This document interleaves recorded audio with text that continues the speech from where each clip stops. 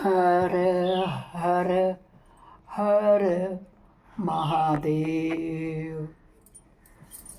सभी शिव महापुराण को सुनने वाले भक्तों को मेरा सादर प्रणाम। आइए शिव महापुराण में प्रवेश करते हैं। पहले सभी देवी देवताओं का आवाहन कर लिया जाए। ओके। गजाननं भूतगणाधिसेवितं कत्वत्तजम्बूफलचारु भक्षणं उमासुतं शोकविनाशकारकं नमामि विघ्नेश्वर पादपङ्कजं नीलाम्बुजामं कोमलांगं सीतासमारोपित्वाभागं पाणौ महासायं चारुचापं नमामि रामं प्रपञ्चनाथं तत्कुलगौरवं करुणावतारं संसारसारं भुजगेन्द्रहारं सदा वसन्तं हृदयारविन्दे भवं भवानी सहितं नमामि। गुरुर्ब्रह्मा गुरुर्विष्णु गुरुर्देवो महेश्वरः गुरु साक्षात परब्रह्म तस्मै श्री गुरुवे नमः। आनंदी आनंद कर कर सब संकट दूर, जो सेवक शरण पड़े सदा रहे भरपूर।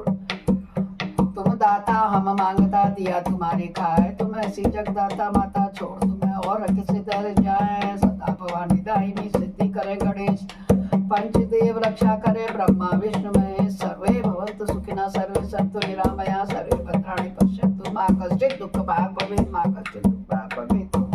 हम कथा सुनाते हैं जिसे श्रवण कर मिट जाती है, जिसे श्रवण कर मिट जाती है। जन्म जन्म की व्यथा वही है शिव शंकर की कथा, यही है भोले बाबा की कथा, यही है शिव शंकर की कथा, यही है भोले बाबा की कथा। नमः शिवाय ओम नमः शिवाय ओम नमः शिवाय ओम नमः शिवाय ओम नमः शिवाय ओम नमः शिवाय ओम नमः शिवाय ओम नमः शिवाय। दोस्तों, कल हमने 39वां अध्याय अध्ययन किया था। आज हम 40वां कहना चाहिए ना, 39 के बाद 40 आता है। 40वें अध्याय में प्रवेश कर रहे हैं। बड़े प्यार से श्रद्धा भाव से सुनिए। पहली बार अगर मेरे चैनल में आकर सुन रहे हैं तो लाइक सब्सक्राइब करना ना भूलें। आइकन बेल बजा देंगे तो सबसे पहले आपके पास अपने आप ही आ जाएगा कि आज कौन सा अध्याय आया है। नोटिफिकेशन के लिए आपको जरूर ही आइकन बेल दबाना जरूरी है। सब्सक्राइब करके कमेंट्स में हर हर महादेव लिख देंगे तो शंकर जी की कृपा बनी रहेगी। इसमें हम क्या बताएंगे, अनजाने में ही, मैं कल बताया था, आपको हिंट दिया था थोड़ा सा ना। अनजाने में शिवरात्रि व्रत करने से एक भीड़ पर भगवान शंकर की अद्भुत कृपा कैसे हो गई। बोलो शंकर भगवान की जय हो गई। ऋषियों ने पूछा, सूत जी, पूर्व काल में किसने इस उत्तम शिवरात्रि व्रत का पालन किया था, और अनजान में भी इस व्रत का पालन करके किसने कौन सा फल प्राप्त किया था। सूत जी ने कहा, ऋषियों तुम सब लोग सुनो, मैं इस विषय में एक निषाद का प्राचीन इतिहास सुनाता हूँ जो सब पापों का नाश करने वाला है। पहले की बात है, किसी वन में एक भील रहता था जिसका नाम था गुरुद्र। उसका कुटुंब बड़ा था तथा वह बलवान और क्रूर स्वभाव का होने के साथ ही क्रूरतापूर्ण कर्म में तत्पर रहता था। वह प्रतिदिन वन में जाकर मृगों को मारता और वहीं रहकर नाना प्रकार की चोरियां करता था। उसने बचपन में ही कभी कोई शुभ कर्म किया ही नहीं था। इस प्रकार वन में रहते हुए उस दुरात्मा भील का बहुत समय बीत गया। तदंतर एक दिन बड़ी सुंदर एवं शुभ कारक शिवरात्रि आई, किंतु वह दुरात्मा घने जंगल में निवास करने वाला था, इसलिए उस व्रत को नहीं जानता था। उसी दिन उस भील के माता पिता और पत्नी ने भूख से पीड़ित होकर उससे याचना की, वनेचर हमें खाने को दो। उनके इस प्रकार याचना करने पर वह तुरंत धनुष लेकर चल दिया और मृगों का शिकार करने के लिए वन में घूमने लगा। देवयोग से उसे उस दिन कुछ भी नहीं मिला और सूर्य अस्त हो गया। अब सोचने लगा, अब मैं क्या करूं, कहाँ जाऊं, आज तो कुछ नहीं मिला। घर में जो बच्चे हैं उनका तथा माता पिता का क्या होगा, मेरी जो पत्नी है उसकी भी क्या दशा होगी। अतः मुझे कुछ लेकर ही घर जाना चाहिए। अन्यथा नहीं। ऐसा सोचकर वह व्याघ्र एक जलाशय के समीप पहुंचा जहां पानी में उतरने का घाट था। वहां जाकर खड़ा हो गया। वह मन ही मन यह विचार करता था कि यहाँ कोई ना कोई जीव पानी पीने के लिए अवश्य आएगा, उसी को मारकर कृत्य हो जाऊंगा, उसे साथ लेकर प्रसन्नता पूर्वक मैं घर को चले जाऊंगा। ऐसा निश्चय करके वह व्याघ्र एक बेल के पेड़ के ऊपर चढ़ गया। पेड़ था खूब बड़ा विशाल का होता ना बेल का पेड़, उसके ऊपर वो चढ़ गया। वही जल के साथ लेकर फिर वह बैठ गया। उसके मन में केवल यही चिंता थी कि कब कोई जीव आएगा और कब मैं उसे मारूंगा। उसी प्रतीक्षा में भूख प्यास से पीड़ित वह बैठा रहा। उस रात के पहले पहर में एक प्यासी हिरनी वहां आई जो चकित होकर जोर जोर से चौकड़ी भर रही थी। ब्राह्मणों, उसी मृगी को देखकर व्याघ्र को बड़ा हर्ष हुआ। उसे तुरंत ही उसके वध के लिए अपने धनुष पर एक बाण को संधान किया। ऐसा करते हुए उसके हाथ एक धक्के से थोड़ा सा जल और बिल्वपत्र पर नीचे गिर पड़े। उस पेड़ के नीचे क्या था? एक शिवलिंग था दोस्तों। उक्त जल और बिल्वपत्र से शिव जी के प्रथम प्रहर की पूजा, उसकी सबसे पहली पूजा क्या हुई? संपन्न हो गई। बोलो शंकर भगवान की जय होए। उस पूजा के माध्यम से उस व्याघ्र का एक बहुत सा पातक तत्काल ही नष्ट हो गया। पातक यानी पाप कर्म। वहां आने वाले खड़खड़ाहट की आवाज को सुनकर हरिणी ने भय से ऊपर की ओर देखा। व्याघ्र को देखते ही वह व्याकुल हो गई और बोली। मृगी ने क्या कहा? हे व्याघ्र, तुम क्या करना चाहते हो? मेरे सामने सच सच बताओ। हिरणी की वह बात सुनकर व्याघ्र ने कहा, आज मेरे कुटुंब के लोग भूखे हैं, अतः तुमको मार कर मैं उनकी भूख मिटाऊंगा, उन्हें तृप्त करूंगा। व्याघ्र का वह दारुण वचन सुनकर के तथा उसका रोना कठिन था। वह उस दुष्ट भील को बाढ़ ताने देखकर मृगी सोचने लगी, अब मैं क्या करूं, कहाँ जाऊं, अच्छा कोई उपाय रख सोचती हूँ जैसा विचार करके इसे वहां पर मैं भील से कह सकूं। मृगी बोली, हे भील, मेरे मांस से तुमको सुख होगा। इस अनर्थकारी शरीर के लिए इससे अधिक महान पुण्य का कार्य और क्या हो सकता है? मेरे शरीर से तुम्हारा पेट भरेगा ना, तो जो पुण्य प्राप्त होता है उसका 100 वर्षों में भी वर्णन नहीं किया जा सकता। परंतु इस समय मेरे सब बच्चे भूखे हैं, मेरे आश्रम में ही हैं।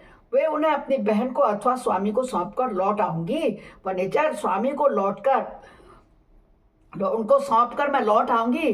तुम मेरी इस बात को मिथ्या ना समझो, मैं फिर तुम्हारे पास लौट आऊंगी, इसमें संशय नहीं है। सत्य है धरती टिकी हुई है, सत्य से ही समुद्र अपनी मर्यादा में स्थित है, सत्य से ही निर्झरों से जल की धाराएं निकलती हैं, सत्य में ही सब कुछ मिला हुआ है। यानी कि मैं अपने बच्चों को अपने स्वामी को सौंप कर वापस आऊंगी, तब तुम मेरे को मार देना और अपनी भूख मिटा लेना। सूची कहते हैं, मृगी के ऐसा कहने पर भी जब व्याघ्र ने उसकी बात नहीं मानी, तब उसने अत्यंत विस्मित और भयभीत तो पुनः इस प्रकार कहना प्रारंभ किया। क्या बोली मृगी? हिरनी, व्याघ्र सुनो, मैं तुम्हारे सामने ऐसी शपथ खाती हूँ जिससे घर जाने पर मैं अवश्य तुम्हारे पास लौट आऊंगी। ब्राह्मण यदि वेद बेचे और तीनों काल संध्या ना करे तो उसे जो पाप लगता है, पति की आज्ञा का उल्लंघन करके स्वेच्छानुसार कार्य करने वाली स्त्रियों को जिस पाप की प्राप्ति होती है, किए हुए उपकार को न मानने वाले, भगवान शंकर से विमुख रहने वाले, दूसरों से द्रोह करने वाले, धर्म को लांघने वाले और विश्वासघात और छल करने वाले लोगों का जो पाप लगता है, उसी पाप से मैं भी लिप्त हो जाऊंगी यदि लौटकर मैं यहाँ नहीं आऊंगी। बहुत बड़े पाप लगते हैं। कहते हैं कोई ब्राह्मण हो और 3 समय वो संध्या ना करता हो, जो पति की आज्ञा के अनुकूल पत्नी ना चलती हो, ये सारे पाप मुझे लगेंगे अगर मैं तुम्हारे पास नहीं आऊं। मैं जरूर आऊंगी। इस तरह अनेक शपथ खा करके जब मृगी चुपचाप खड़ी हो गई, तब उस व्याघ्र ने उस पर विश्वास कर लिया। अच्छा, अब तुम अपने घर को जाओ। तब वह मृगी बड़े हर्ष के साथ पानी पीकर अपने आश्रम मंडल में गई। इतने में ही रात का वह पहला प्रहर भी व्याघ्र के जाते जागते गुजर गया। तब उस हिरनी की बहन दूसरी मृगी आई, जिसका पहली ने स्मरण किया था। उसी की राह देखते हुए जल पानी पीने के लिए वहां पर आई। उसे देखकर भील ने स्वयं बाण के तरकस से खींचा। ऐसा करते समय पुनः पहले की भांति भगवान शिव के ऊपर जल और बिल्वपत्र गिर पड़े उसके हाथ से। उसके द्वारा महात्मा शंभु की दूसरे प्रहर की भी पूजा संपन्न हो गई। यद्यपि वह प्रसंगवश ही हुई थी, मतलब जानबूझकर तो हुई नहीं, अकारण हो गई ना। मृगी ने उसे बाण खींचते हुए पूछा, बनेचर यह क्या करते हो? ब्याग ने पूर्ववत उत्तर दिया, मैं अपने भूखे कुटुंब को तृप्त करने के लिए तुझे मारूंगा। यह सुनकर वह मृगी बोली, क्या कहा मृगी ने? ब्याग मेरी बात सुनो, मैं धन्य हूँ, मेरा देह धारण सफल हो गया, क्योंकि इस अनित्य शरीर के द्वारा उपकार होगा, परंतु मेरे छोटे छोटे बच्चे घर में हैं, अतः मैं एक बार जाकर उन्हें अपने स्वामी को सौंप दो, फिर तुम्हारे पास लौट आऊंगी। उसने भी ऐसे ही कहा। ब्याग बोला, तुम्हारी बात पर मुझे विश्वास नहीं है, मैं तुझे मारूंगा, इसमें कोई भी संशय नहीं है।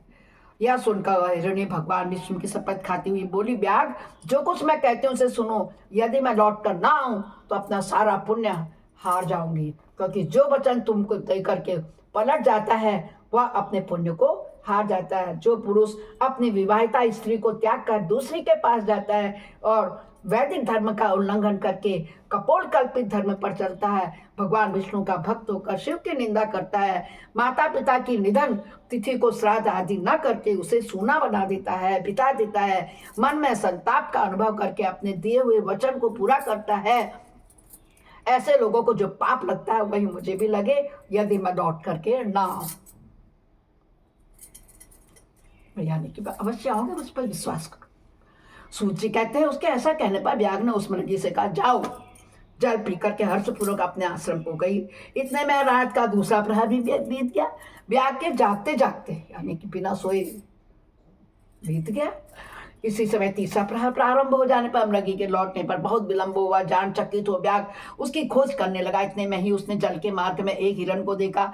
वह बड़ा हृष्ट पुष्ट था। उसे देखकर वनेचर को बड़ा हर्ष हुआ और वह धनुष बाण रख करके उसे मारने डालने के लिए उद्यत हुआ। ऐसा करते समय उसके प्रारब्ध बस कुछ जल और बिल्वपत्र शिवलिंग पर फिर गिर पड़े। इससे उसके सौभाग्य से भगवान शिव की तीसरे प्रहर की भी पूजा हो गई। भक्तों, इस तरह भगवान ने उस पर अपनी दया दिखाई। पत्तों के गिरने आदि का शब्द सुनकर उस मृग ने ब्याग की ओर देखा और पूछा, क्या करते हो? ब्याग ने उत्तर दिया, मैं अपने कुटुंब को भोजन देने के लिए तुम्हारा वध करूंगा। ब्याग की यह बात सुनकर हरिण के मन में बड़ा हर्ष हुआ और तुरंत ही ब्याग से इस प्रकार बोला। क्या बोला?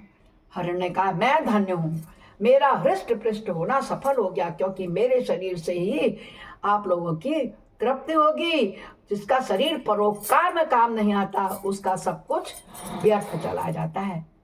जो सामर्थ्य रहते हुए भी किसी का उपकार नहीं करता उसकी वह सामर्थ्य व्यर्थ चली जाती है तथा वह परलोक में नरकगामी होता है। परंतु एक बार मुझे जाने दो, मैं अपने बालकों को अपने माता के हाथों में सौंप कर उनके सब कुछ धीरज बधा करके यहाँ लौट आऊंगा। सबने के बाद कही, देखो उसका पुण्य भला होना था ना शिकारी का, तभी तो नीचे शंकर भगवान की शिवलिंग थी और उसका उपवास हो गया बिना कुछ खाए पिए, और बिल्वपत्र पढ़ते गए, जल पढ़ते गए। प्रथम प्रहर की पूजा, द्वितीय प्रहर की पूजा, तृतीय प्रहर की पूजा हो गई। शंकर भगवान जी प्रसन्न होंगे। देखिए कैसे कथा में आगे बढ़ते हैं हम लोग, ध्यानपूर्वक सुनिए। उसके ऐसा कहने पर ब्याग मन ही मन बड़ा विस्मित हुआ। उसका हृदय को शुद्ध हो गया था, उसके सारे पाप पुंज नष्ट हो चुके थे। उसने इस प्रकार का ब्याग बोला, जो जो यहाँ आए वे सब तुम्हारी ही तरह बातें बनाकर चले गए, परंतु वे वंचक अभी तक तो यहाँ नहीं लौटे हैं। मृग, तुम भी इस समय संकट में हो, इसलिए झूठ बोलकर चले जाओगे, फिर आज मेरा जीवन निर्वाह कैसे होगा? मृग बोला, ब्याग मैं जो कुछ कहता हूं उसे सुनो, मुझ में असत्य नहीं है। सारा चराचर ब्रह्मांड सत्य से टिका हुआ है। जिसकी वाणी झूठी होती है उसका पुण्य क्षण भर में नष्ट हो जाता है। तथापि भी तुम मेरी सच्ची प्रतिज्ञा सुनो। संध्या काल में मैथुन तथा शिवरात्रि के दिन भोजन करने से जो पाप लगता है, झूठी गवाही देने से, धरोहर को हड़प लेने से तथा संध्या न करने से द्विज को भी जो पाप होता है, वही पाप मुझे लगे यदि मैं लौटकर न आऊं। जिसके मुख से कभी भी शिव का नाम नहीं निकलता, जो सामर्थ्य रहते हुए भी दूसरों का उपकार नहीं करता, पर्व के दिन भी श्रीफल तोड़ता है, अभक्ष भक्षण करता तथा शिव की पूजा किए बिना और भस्म लगाए बिना भोजन कर लेता है, इन सब का पातक मुझे लगे यदि मैं लौटकर ना आऊं। सूत जी कहते हैं, उसकी बात सुनकर ब्याग ने कहा, जाओ शीघ्र लौटना। व्याघ्र उस ऐसा कहने पर मृग पानी पीकर चला गया। वे सब अपने आश्रम पर मिले। तीनों ही प्रतिज्ञाबद्ध हो चुके थे। आपस में एक दूसरे के वृत्तांत को भली बातें सुनकर सत्य के पास से बंधे हुए सब ने यही निश्चय किया कि वहां अवश्य जाना चाहिए। मृग, मृगी और उसकी बहन ने कहा कि हमने जब कहा है तो हमें वहां जाना चाहिए। इस निश्चय के बाद वह बालकों को आश्वासन देकर के सबके सब जाने के लिए उत्सुक हो गए। उस समय जेठी सबसे बड़ी मृगी ने वहां अपने स्वामी से कहा, हे स्वामीन, आपके बिना यहाँ बालक कैसे रहेंगे प्रभु? मैंने ही वहां पहले जाकर प्रतिज्ञा किया, इसलिए केवल मुझको जाना चाहिए, आप दोनों यहीं रहें। उसकी यह बात सुनकर छोटी मृगी बोली, बहन, मैं तुम्हारी सेविका हूँ, इसलिए आज मैं ही ब्याज के पास जाती हूँ, तुम यहीं रहो। यह सुनकर मृग बोला, मैं ही वहां जाता हूँ, तुम दोनों यहीं रहो, क्योंकि शिशुओं की रक्षा माता से होती है। स्वामी की यह बात सुनकर उन दोनों मृगियों ने धर्म की दृष्टि से उसे स्वीकार नहीं किया। वे दोनों अपने पति से प्रेम पूर्वक बोली, प्रभु, पति के बिना जीवन का यानी जीवन धिक्कार है। तब तक उन सब ने अपने बच्चों को सांत्वना देकर उन्हें पड़ोसियों के हाथ में सौंप दिया और स्वयं शीघ्र ही उस स्थान को प्रस्थान किया जहां वह व्याघ्र शिरोमणि उनकी प्रतीक्षा में बैठा था। उन्हें जाते हुए देख उनके सब बच्चे भी पीछे पीछे चले आए। उन्हें यह निश्चय कर लिया था कि इन माता पिता की जो गति होगी वही हमारी भी होगी। उन सबको एक साथ आया देख व्याघ्र को बड़ा हर्ष हुआ। उसने धनुष पर बाण रखा। उस समय पुनः जल और बिल्व पत्र शिव के ऊपर गिर गए। देखो, इत्तेफाक है, एक तो भूखा रह गया और गलती से अनचाहे में शिव जी के पर जल भी चढ़ गया और बिल्व पत्र भी चढ़ गए। तो उससे क्या हुआ, पुनः जल और बिल्व पत्र शिव के ऊपर गिरे। उससे शिव की चौथे प्रहर की पूजा भी संपन्न हो गई। उसकी पूरे दिन भूखा रह गया। उस समय व्याघ्र का सारा पाप तत्काल भस्म हो गया। इतने में ही दोनों मृगियों और मृग बोल उठे, व्याघ्र शिरोमणि, शीघ्र कृपा करके हमारे शरीर को सार्थक करो, यानी अपने बच्चों की भूख मिटाओ हमें मार करके। उनके यह बात सुनकर के व्याघ्र को बड़ा विस्मय हुआ। शिव पूजा के प्रभाव से उसको दुर्लभ ज्ञान प्राप्त हो गया। उससे सोचा, ये मृग ज्ञानहीन पशु होने पर भी धन्य है, सर्वथा आदरणीय है, क्योंकि अपने शरीर से ही परोपकार में लगे हुए हैं। मैंने इस समय मनुष्य जन्म लेकर के भी किस पुरुषार्थ का साधन किया, यानी कि कुछ भी नहीं किया कह रहे हो। दूसरे के शरीर को पीड़ा देकर अपने शरीर को पोसा है मैंने। प्रतिदिन अनेक प्रकार के पाप करके अपने कुटुंब का पालन किया है मैंने। हाय, पाप करके मेरी क्या गति होगी, अथवा मैं किस गति को प्राप्त होऊंगा। मैंने जन्म से लेकर अब तक जो पातक किया है उसका इस समय मुझे स्मरण हो रहा है। मेरे जीवन का धिक्कार है। इस प्रकार ज्ञान संपन्न होकर व्याघ्र ने अपने बाण को रोक लिया और कहा, श्रेष्ठ मृगो, तुम जाओ, तुम्हारा जीवन धन्य होगा। देखो, पाप नाश होने से शंकर जी ने मति पलट दी। उसके मन में अच्छे अच्छे भाव आने लगे। ऐसे है शंकर भगवान। व्याघ्र के ऐसा कहने पर भगवान शंकर तत्काल प्रसन्न हो गए और उन्होंने व्याघ्र को अपने सम्मानित एवं पूजित स्वरूप का दर्शन दे दिया। बोले, क्या बोले, कृपा पूर्वक उसके शरीर का स्पर्श करके उससे प्रेम से बोले, हे वीर, मैं तुम्हारे व्रत से प्रसन्न हूँ, वर मांगो। व्याघ्र भी भगवान शिव के उस रूप को देखकर तत्काल जीवन मुक्त हो गया और मैंने सब कुछ पा लिया है, जो कहता हुआ उनके चरणों के आगे गिर पड़ा। उसके इस भाव को देखकर भगवान शंकर भी मन बड़े प्रसन्न हुए और उसे गुण नामक देकर कृपा दृष्टि से देखते हुए उन्होंने उसे दिव्य वर दे दिए। शिव बोले, हे व्याघ्र, सुनो, आज से तुम श्रृंगवेरपुर में उत्तम राजधानी का आश्रय ले दिव्य भोगों का उपभोग करो। तुम्हारे वंश की वृद्धि निर्विघ्न रूप से होती रहेगी। देवता भी तुम्हारी प्रशंसा करेंगे। व्याघ्र, मेरे भक्तों पर स्नेह रखने वाले भगवान श्री राम एक दिन निश्चय ही तुम्हारे घर पधारेंगे और तुम्हारे साथ मित्रता करेंगे। तुम मेरी सेवा में मन लगाकर दुर्लभ मोक्ष पा जाओगे। उसी समय वे सब मृग भगवान शंकर का दर्शन और प्रणाम करके मृग योनियों से क्या हो गए, मुक्त हो गए। बोलो शंकर भगवान की जय हो गए। दिव्य देवधारी हो विमान पर बैठकर शिव के दर्शन मात्र से शाप मुक्त हो गए, दिव्य धाम को चले गए। तब से अर्बुद पर्वत पर भगवान शिव व्याधेश्वर के नाम से प्रसिद्ध हुए। जो दर्शन और पूजन करने पर तत्काल भोग और मोक्ष देने को लाभ होता है। महर्षियों, वह व्याघ्र भी उस दिन से दिव्य भोगों का उपभोग करता हुआ अपनी राजधानी में रहने लगा। उसने भगवान श्री राम की कृपा पाकर शिव को सायुज्य प्राप्त कर लिया। अनजाने में ही इस व्रत का अनुष्ठान करने से उसको सायुज्य मोक्ष मिल गया। फिर जो भक्ति भाव से संपन्न होकर के इस व्रत को करते हैं वे शिव को शुभ सायुज्य प्राप्त कर लेते हैं। इसके लिए तो कहना ही क्या है। संपूर्ण शास्त्रों तथा अनेक प्रकार के धर्मों के विषय में भली भांति विचार करके इस शिवरात्रि व्रत को सबसे उत्तम व्रत बताया गया है। इस श्लोक में जो नाना प्रकार के विधि, विविध तीर्थ, भांति भांति के विचित्र दान, अनेक प्रकार के यज्ञ, तरह तरह के तप तथा बहुत से जप हैं, वे सब इस शिवरात्रि व्रत की समानता नहीं कर सकते हैं। इसीलिए अपना हित जानने वाले मनुष्यों को इस शुभतर व्रत का अवश्य पालन करना चाहिए। यह शिवरात्रि व्रत दिव्य है, इससे सदा भोग और मोक्ष की प्राप्ति होती है। महर्षियों, यह शुभ शिवरात्रि व्रत व्रतराज के नाम से विख्यात है। इस विषय में सब बातें मैंने तुमको बता दी। अब तुम जो करना चाहते हो वो करो, यानी हम सबको शिवरात्रि का व्रत करना चाहिए। बोलो शंकर भगवान की जय। पाप हर कष्ट संकष्ट हरो। नमः शिवाय।